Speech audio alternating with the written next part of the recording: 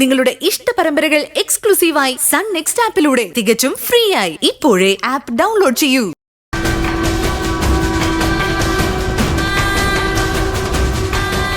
വസു, എന്ത് അസംബന്ധം നീ കാണിക്കുന്നേ?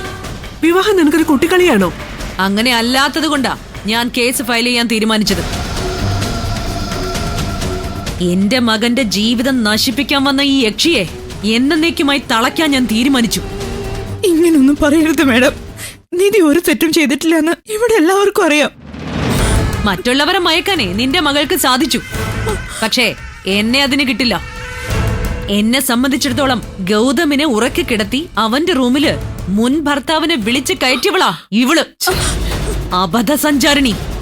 എന്റെ അമ്മയുടെ മുമ്പിൽ വെച്ച് അനാവശ്യം വിളിച്ചു പറഞ്ഞ ആന്റിയുടെ സ്ഥാനവും പ്രായവും ഒക്കെ ഞാൻ മറന്നൂന്നിരിക്കും. നീ എന്നെ എന്ത് ചെയ്യൂടി? തല്ലുവോ? എങ്കിൽ തല്ല്. വേണ്ടി വന്നാ തല്ലുക തന്നെ ചെയ്യും. ധൈര്യം ഉണ്ടെങ്കിൽ ഞാൻ ചീത്ത കുട്ടിയാണെന്ന് ഒരിക്കൽ കൂടി പറ. തല്ലി എന്നിരിക്കും. കേട്ടില്ലേ കേട്ടില്ലേ ഇവള് പറഞ്ഞത്? ഇവൾ എന്നെ തല്ലുവെന്ന്. ഇതൊക്കെ കേട്ടിട്ട് മിണ്ടാതെ നിൽക്കാൻ നിനക്ക് എങ്ങനെ കഴിയുന്നു?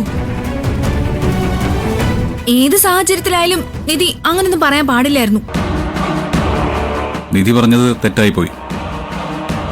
അതിന്റെ പേരില് നിധി അമ്മയോട് സോറി പറയണം.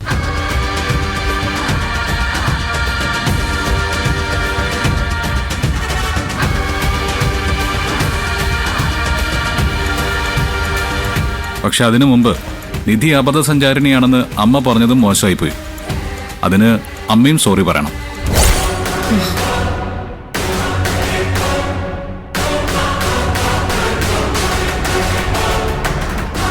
എന്റെ പട്ടി പോലും ഇവളോട് മാപ്പ് പറയില്ല.